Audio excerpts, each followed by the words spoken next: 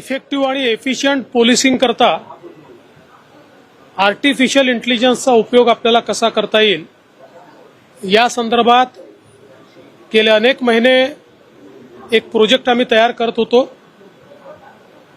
Indian institute of management Nagpur यांच्यासोबत हा project आपण तयार केलेला आहे, ज्यामध्ये एक कंपनी आपण सरकारची तयार केलेली आहे की जी पूर्णपणे आर्टिफिशियल इंटेलिजन्सचा उपयोग हा त्या ठिकाणी लॉ अँड ऑर्डर करता, प्रिडिक्टिव्ह सिच्युएशन्स करता आणि एखादा क्राईम झाला असेल, गुन्हा घडला असेल तर तो गुन्हा सोडवण्याकरता त्या ठिकाणी आपल्याला करता येणार आहे. या संदर्भात जे काही मॉड्यूल आपण तयार केलं त्याचं प्रेझेंटेशन हे आज सगळ्या प्रमुख अधिकाऱ्यांसोबत झालं.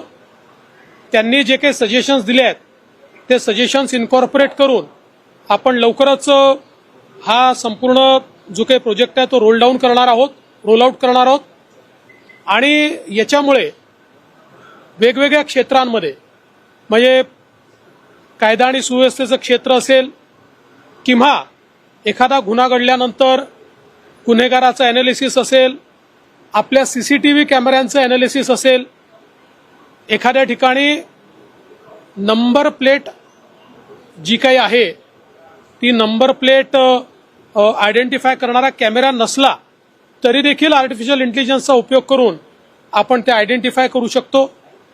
वेगवेगळ्या प्रकारचे जे सायबर क्राईम्स आहेत त्यांच्यामध्ये देखील मोठ्या प्रमाणात जो डेटा अॅनालिसिस करावा लागतो, ज्याला अनेक महिने लागतात, ते काही मिनिटात करण्याची ताकद ही आर्टिफिशियल इंटेलिजन्सची आहे. ती कॅपेबिलिटी आपण बिल्टअप करतो आहोत.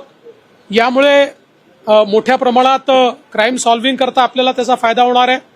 ट्रॅफिक मॅनेजमेंटमध्ये याचा मोठ्या प्रमाणात आपल्याला फायदा जो आहे तो होणार आहे आणि विशेषतः जो काही आपल्याकडे डेटा आहे त्याच्यातल्या यूज केसेसच्या आधारावर आपल्याला ज्या प्रकारचे मॉड्यूल्स तयार करावे लागतात ते मॉड्यूल्स तयार करून एकेका युनिटला देणं आणि सगळ्या युनिट्सला इंटिग्रेट करणं अशा प्रकारचं काम हे या माध्यमातून होत आहे. आपल्याला कल्पना आहे की देशातलं सगळ्यात आधुनिक सायबर डिटेक्शन सेंटर हे आपण आपलं सुरू केलेलं आहे, जे आता महापेला आपलं लवकरच सुरू होत आहे, ज्याची जवळपास सगळी आता काम पूर्णत्वाला चाललेलं आहे.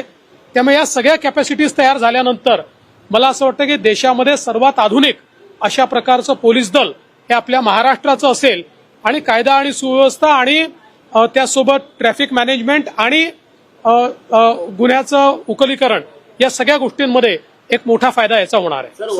पोलीस भरती संदर्भात महत्वाची माहिती समोर येते. बहुतेक जिल्ह्यांमध्ये जास्त पाऊस आहे, उमेदवारांकडून ही मागणी केली जाते. अमरावतीमध्ये सुद्धा अशी मागणी निघाली की भरती रद्द करावी, नंतर भरती घेण्यात यावी. ज्या ज्या ठिकाणी पाऊस आहे त्या त्या ठिकाणी ज्या काही ग्राउंडच्या चाचण्या आहेत त्या पुढे ढकलण्यात आलेल्या आहेत.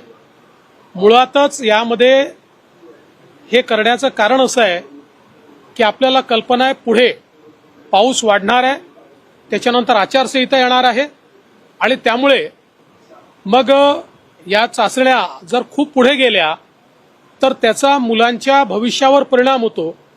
कारण अनेक लोकांकरता मग ती शेवटची चाचणी ठरते. अनेक लोकांचं वय निघून जातं, अनेक लोकांना सेकंड चान्स मिळत नाही आणि म्हणून ज्या ठिकाणी पाऊस आहे त्या ठिकाणी त्यांना पुढच्या तारखा दिलेल्या आहेत, पण ज्या युनिट्समध्ये पाऊस नाही त्या युनिट्समध्ये ते कंटिन्यू केलेलं आहे. यासोबत अशा देखील सूचना आम्ही दिलेल्या आहेत, कारण मुलं खूप मोठ्या प्रमाणात त्या ठिकाणी चाललेले आहेत. त्या मुलांकरता काही फारशा व्यवस्था त्या ठिकाणी नाहीत. मुलं अनेक वेळा आपल्याला बस स्टँडवर वगैरे देखील झोपलेले त्याला पाहायला मिळतात. त्यामुळे युनिट्सला ते देखील आम्ही सांगितलेलं आहे की तुमच्या वतीनं कुठे मंगल कार्यालयांमध्ये किंवा कुठे जर त्यांची व्यवस्था करता आली तर ती करायचा प्रयत्न करा असंही सांगण्यात आलेलं आहे. सर, ओबीसीच्या मंडळावर लक्ष्मण हाके जे आहे ते आक्रमक दिसला, शिष्टमंडळ भेटणार आहे तुम्हाला? असे की आज माननीय मुख्यमंत्र्यांनी 5 वाजता शिष्टमंडळाला वेळ दिलेला आहे.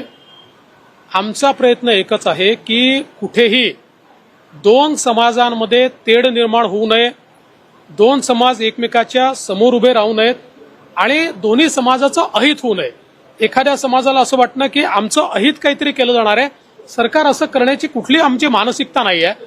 आपल्याला सगळ्यांना सोबत घेऊन जायचं आहे, सगळ्यांचे प्रश्न सोडवायचे आहे, ते कायद्याच्या चौकटीत सोडवायचे आहे. तसाच प्रयत्न राज्य सरकारचा असणार आहे. नमस्कार, मी अभिजित चव्हाण. सर्व प्रेक्षकांनी माझा महाराष्ट्र या चॅनलला नक्की सबस्क्राईब करा. थँक्यू.